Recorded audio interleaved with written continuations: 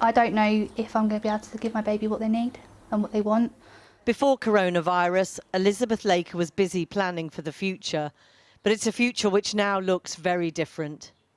She was made redundant just 4.5 hours before lockdown was officially announced. She asked her company to furlough her instead. They refused. It's scary, very scary. I don't know if I can stay living here anymore. Don't know if I can pay my rent. Don't know if I can afford to cook my meals, pay gas and electric, things like that. I don't know how next month we're going to be able to keep this roof over our head, because we physically don't have the funds to survive anymore. Going from living a comfortable life, a reasonably comfortable life, to then having to look at every little thing you do. Can I put the kettle on to make myself a cup of tea? Have I got enough gas and electric for that? There's always a knock-on effect of what's going to happen. Elizabeth, who worked for an estate agent, gets some help from her family, but says everyone has been hit hard. Out of the 8 adults in my family, 4 were furloughed, and myself has been made redundant, and as well as another family member has been made redundant as well. So it's had a massive impact on my family alone, let alone all the other millions of people in the UK. The man charged with saving as many jobs as possible today predicted very tough times ahead. There will be more hardship to come. This lockdown is having a very significant impact on our economy. We are likely to face a severe recession, the likes of which we haven't seen, and of course that will have an impact on employment. According to the latest figures, 2.1 million people claimed unemployment benefit in April.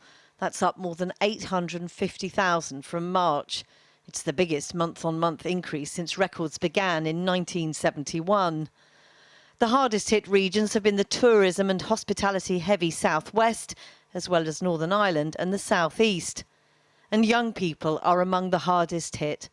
New research shows more than 1 in 3 18 to 24-year-olds are earning less than before the coronavirus outbreak began. It took Ben Wilson months to find his new job as a medical researcher. He lost it after just 2 days when lockdown was announced. One of hundreds of thousands of people who didn't qualify to be furloughed because they'd started new jobs. He says he's been left with nothing, least of all hope. Honestly, I'm just scared. I don't know what I'm going to do now. I don't know how I'm going to get another job, especially with up to 2 million more unemployed. I don't know how I'm supposed to compete with people who've got 10, 20 years of experience. And I'm not sure what I'm going to do with my life now. Ben says he's luckier than many financially as he's still living with his parents. But it's taken its toll in other ways. Yeah, as I said, I'm seeing a therapist about depression. I'm empty. I just don't know what to do. It's difficult to write an application saying, oh, what are your best features when you're sat there on the sofa empty. Poppy Campbell-Gillick is one of an estimated 500,000 people working in hospitality who've already lost their jobs. She has autism and says finding a job in the first place was really hard. She fears finding a new one will be almost impossible. I feel lonely because I'm not at work anymore. I don't have the support of my co-workers, and I feel lonely because I have really lost my purpose in the world. I don't feel hopeful at all. I think there's going to be a very competitive market for even the most simple jobs, and it's just going to get very difficult to even get an interview.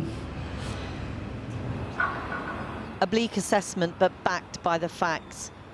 Today's numbers are only the beginning. Next month's expected to be very much worse. Our political editor Gary Gibbon joins us now from Westminster. Gary.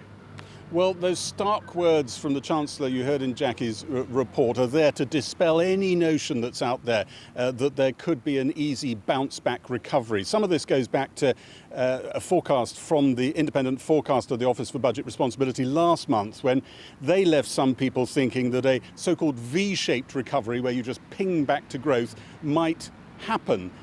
The OBR have since corrected and heavily caveated that, but nonetheless I think the Chancellor thinks it has entered the consciousness of people, and he wants to banish it and make people brace themselves for a U-shaped recovery, where the bottom of that U really could be quite long and severe. And he's doing that in part because he's Chancellor. He wants to look like he knew this thing was coming if it turns up. That gives credibility to any policy options he comes up with. I think he thinks that it has entered the consciousness of some Tory MPs that a ping-back recovery is a real distinct possibility, and he thinks he needs to dispel that to make sure that they engage with some of the serious policy options, and grim ones probably from their perspective, that they might have to, like tax rises. And I think he thinks also that out there in the wider public, maybe this sense that they have a very, very good grip, I think people in the Treasury say, the public, of the risk of COVID-19, maybe not such a good grip of the risks of the economic threat that we are facing. And I think he doesn't want exactly to get sort of parity of fear there, but he wants to tilt the scales a little bit. Gary Gibbon. Well, a short while ago, I spoke to the former Conservative leader and ex-Work and Pensions Secretary, Sir Ian Duncan-Smith. And I began by asking him what sort of shaped recession he thinks we're looking at. Going into lockdown was relatively easy. Coming out has always posed a problem, and it's posing a problem to other countries as well. So it's going to be slower. How do you get out of it without austerity? This process is going to be certainly probably on the slow side. Given that, it means therefore we must treat the debt, I think, like we treat wartime debt. We are very much in that area. Significant amount of debt needs to be looked at in the longer term. The most important thing is to get the economy moving, and that may require counterfactual kind of ways of doing it, such as coming out rather than trying to claw money back. You're looking to actually cut regulations, cut taxes on businesses. On getting the economy going, you've called for the government to look, instead of 2-metre distancing, to look at 1-metre distancing. Are you not a bit beyond your own expertise here? No, well, it's not me calling for this. It's me simply referencing what the WHO says as we come out and what other countries have done. The WHO said that the social distancing of all the things that people have to do, social distancing is not the most vital part. It's important. The most vital part is hygiene. It's important to get the economy moving. There is no idea that somehow it doesn't matter. The longer we stay in lockdown, the more companies will go bankrupt. The more companies go bankrupt, the more people fall onto unemployment benefit. And if they're on unemployment benefit, then they're not going to be able to afford quite a lot of the things that they do. Governments will rack up even more debt. It's quite revolutionary, you know, for you to accept that we take on a large amount of debt, you know, as if it's a massive wartime type situation in order to protect the country and avoid austerity. There is no real reason to either rush it or for any businesses to go bust. The government could support every one of them. No. There is a limit to all of this. You can't just go on the idea that there is some vast pot of money you just keep borrowing, because people who lend money, the sovereign funds, etc., are going to ask the question about, is the UK serious about trying to get its economy The whole world's in the same boat. No, well, other countries are already moving out. And so the problem is, if the UK doesn't do that, then the UK becomes a country that people lose faith in. And that means, therefore, the cost of borrowing rises dramatically. Sir Ian Duncan-Smith, thank you very much. Pleasure. Well, joining me now from Florida is the former member of the Bank of England's Monetary Policy Committee, David Blanchflower. This is a radically different sounding approach to what the Conservative Party did after 2008, where they're now talking about long-term debt, or some of them are. Do you believe it, and can it be done? Well, I certainly believe that they have moved in that direction. I believe that they should do that. And I think the analogy is a perfectly sensible one. Think of it as a war. If you were invaded, what would you do? And what you'd do is you'd have to respond in every way you can to these poor folks that you just played and talked about. The unemployment rate is going to go through the roof, and this is going to take a long time to recover from. And we just don't know what responses people are going to make. The behavioral responses of people to this pandemic is the really unknown thing. And the likelihood is it won't even be a V. I think it's more likely. I won't even think it'll be a U. It'll probably be an L. So think of that, straight down and very slowly out. So is there a limit then to how much debt you take on? I mean, is there a point at which you lose your credibility with the markets, or can you just keep racking it up and saying we're in unprecedented times and we've got to pay for it? I think the answer is yes. I think that's what you have to do.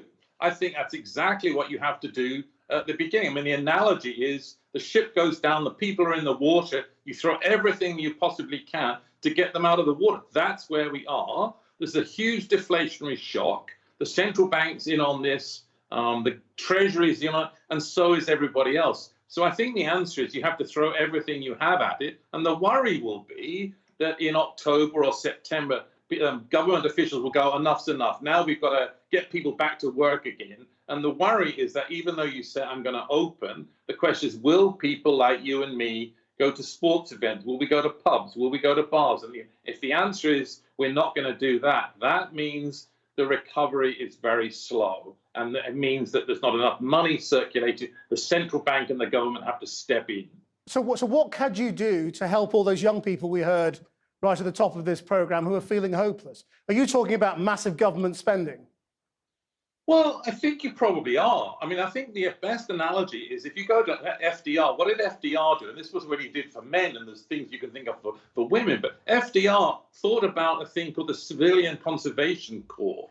I mean, I want people to think about there are 720,000 16-year-olds leaving schools in June. What are you going to do with them? College looks less attractive than it did. Let's say half of them managed to go to college. Well, that leaves you 350,000 16-year-olds and 350,000 17. What are you going to do with them? There isn't jobs for them. And what we know is if you don't do something to help the young, they can't make a foothold in the labour market and they get scarred. So the answer is absolutely the young are at the front of this. In the US already, the unemployment rate for 16 to 24-year-olds is 33%. So absolutely, Christian. I mean, you have no alternative. You have to step in. You have to provide schemes that, I mean, maybe this conservation scheme, which is you do things on climate change and other things, but you can't leave these kids because this will be a disaster.